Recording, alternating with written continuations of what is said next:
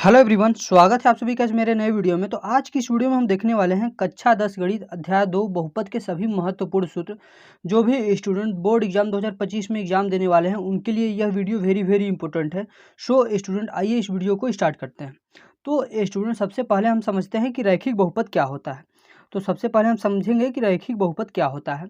तो रैखिक बहुपद घात एक के बहुपद को रैखिक बहुपद कहते हैं। मतलब कि कोई एक ऐसा बहुपद जिसका घात एक हो उसे हम क्या कहते हैं, रैखिक बहुपद। जैसे यहाँ पे एक बहुपद है, तो इसमें आप देख रहे हैं कि यहाँ पे जो यक्स है, यक्स का मतलब चर है, इसका घात कितना है, एक है यहाँ पे। और यहाँ पे आप वाई देख रहे हैं, यहाँ पे चर क्या है, वाई है, तो वाई का घात कितना है, एक है। यहाँ पे चर जेड देख रहे हैं और जेड का घात कितना है, कुछ नहीं है, तो एक है। तो इस प्रकार से मतलब घात एक के बहुपद को रैखिक बहुपद कहते हैं। अब हम आगे देखते हैं द्विघात बहुपद क्या होता है। तो उसी प्रकार से द्विघात बहुपद होता है, घात दो के बहुपद को द्विघात बहुपद कहते हैं। इसका मतलब क्या है, एग्जाम्पल में हम देखेंगे। जैसे यहाँ पे एक हमारा बहुपद है, क्या है, 2x² + 2x + 3 = 0। नहीं है तो भी हम मान लेते हैं यहाँ पे ये हमारा क्या है, एक बहुपद है, 2x² + 2x + 3, ये हमारा बहुपद है।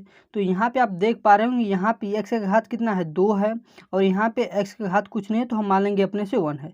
तो यहाँ पे सबसे अधिकतम घात कितना है, अधिकतम घात यहाँ पे 2 है। तो इसका मतलब क्या हो गया कि यह हमारा द्विघात बहुपद है। यहाँ पर भी आप देख सकते हैं y² - 3y + 0। तो यहाँ पे y का अधिकतम घात कितना है, 2 है, और यहाँ पे 1 है। तो सबसे अधिकतम घात हम लेंगे, तो ये अधिकतम घात यहाँ पे 2 है, तो इसका मतलब क्या होगा, यह हमारा द्विघात बहुपद है।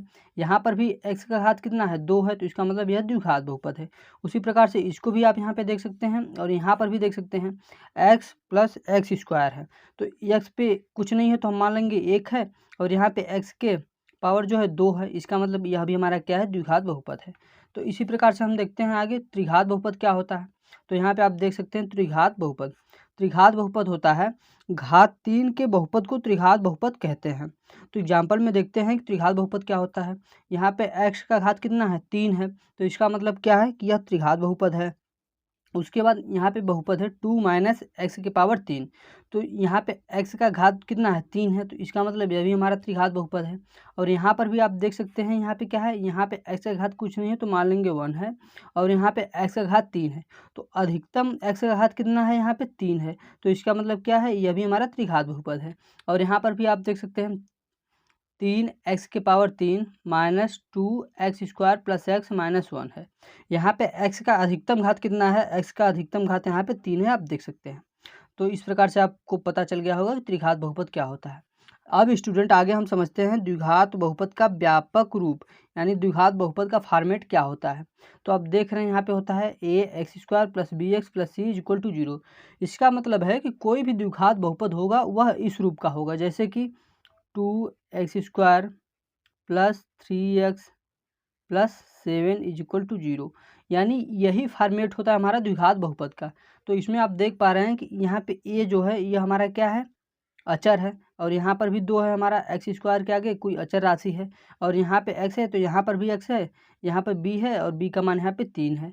c हमारा कोई कांस्टेंट होता है, जैसे यहाँ पे 7 हो गया, 3 हो गया, कुछ भी हो सकता है, = 0। यानी कि यह जो है हमारा द्विघात बहुपद का एक फॉर्मेट है, यानी द्विघात बहुपद इसी रूप का होता है। उसके बाद स्टूडेंट, अब हम समझते हैं, यदि दो शून्यक अल्फा बीटा हो तब। यदि सपोज करिए कि यह जो द्विघात समीकरण है इसका आप गुणनखंड करते हैं, तो x के आपके मान लीजिए 2 मान कोई आ जाते हैं, ये पहला मान दूसरा मान, x का कोई 2 मान आ गया। सपोज करिए कि पहला मान अल्फा आ गया और दूसरा मान कितना आ गया, बीटा आ गया, इस प्रकार से। तो इसमें दिया गया है रिलेशन, आप कैसे निकालेंगे। यदि आपको यह समीकरण दे दिया है और आपसे पूछ दिया है कि इस समीकरण का शून्यकों का योग ज्ञात करिए, यानी अल्फा प्लस बीटा। शून्यकों का योग का मतलब क्या होता है, अल्फा प्लस बीटा होता है = -b/a होता है।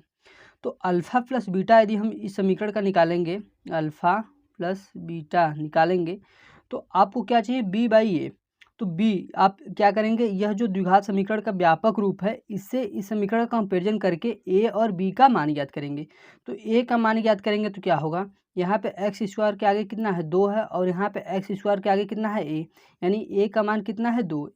a बराबर यहाँ पे लिख लेंगे, a बराबर कितना आ जाएगा, a बराबर 2। उसी प्रकार से b का मान ज्ञात कर लेंगे। यहाँ पे आप देख रहे हैं x के आगे b है, यहाँ पे x के आगे 3 है, तो b का मान कितना हो जाएगा, b = 3 हो जाएगा। तो यहाँ पे आप अल्फ़ा प्लस बीटा का मान ज्ञात करेंगे। यहाँ पे माइनस है तो माइनस लगा देंगे, बी का मान आपने यहाँ पे निकाला है 3 है तो 3 रख देंगे। उसके बाद नीचे ए है तो ए का मान यहाँ पे 2 निकाला है तो 2। इस प्रकार से आप अल्फ़ा प्लस बीटा का मान इस प्रकार से निकालेंगे। सेम इसी प्रकार से शून्यकों का गुणनफल का फार्मूला होता है alpha into beta is equal to C by A. तो इसी प्रकार से सी का मान निकाल के सी बाई ए कर लेंगे। तो इस प्रकार से आप क्या करेंगे, यह सारी चीज़ें निकालेंगे। आइए स्टूडेंट अब हम आगे देखते हैं। तो आगे यहाँ पे आप देख सकते हैं क्या दिया गया है। यदि किसी द्विघात समीकरण के अल्फ़ा व बीटा पता हो तब द्विघात समीकरण, यदि सपोज करिए कोई समीकरण है उसका गुणनखंड करके आपको अल्फ़ा और बीटा का मान दे दिया है, सिर्फ यही दो मान दिया है, इससे आपको बोला है कि आपको निकालना है वह समीकरण पता करना है। तो आप कैसे पता करेंगे, तो उसके लिए स्टूडेंट यह वाला फार्मूला होता है। इस वाले फार्मूले में अल्फ़ा और बीटा का मान रख देंगे, आपको क्या होगा द्विघात समीकरण वह पता चल जाएगा। यहाँ पे एक्स स्क्वायर माइनस ब्रैकेट में alpha plus beta into x plus alpha into beta is equal to 0। तो स्टूडेंट पिछला हमने यहाँ पे फार्मूला आपको बताया है, यहाँ पे क्या है अल्फ़ा प्लस बीटा यानी कि शून्यकों का योग है यहाँ पे, और यहाँ पे क्या है शून्यकों का गुणनफल इज इक्वल टू 0। यह फार्मूला स्टूडेंट वेरी इंपॉर्टेंट है, इसको आप अवश्य ही नोट करके रखेंगे। उसके बाद हम यहाँ पे नोट पॉइंट कुछ दिया गया, देखते हैं क्या है। कोई बहुपद जितनी घात का होगा उसके शून्यकों की संख्या उतनी ही होगी। इसका मतलब क्या है, जैसे कि एक हमारे पास यहाँ पे बहुपद है तो हमें पता करना है कि इसका शून्यकों की संख्या कितनी होगी। तो यहाँ पे सबसे अधिकतम घात देखेंगे कितना है, सबसे अधिकतम घात यहाँ पे x का 2 है और यहाँ पे 1 है। तो इसका मतलब क्या है, इसके शून्यकों की संख्या स्टूडेंट कितना होगी 2 होगी, यानी जो x का मान आएगा वो हमारी 2 कोई वैल्यू आएगी। उसी प्रकार से यहाँ पे x का मान कितना है, सॉरी यहाँ पे x का घात कितना है 1 है। तो इसी प्रकार से x का जो कोई मान आएगा यानी शून्यकों की संख्या सिर्फ कोई एक ही संख्या आएगा।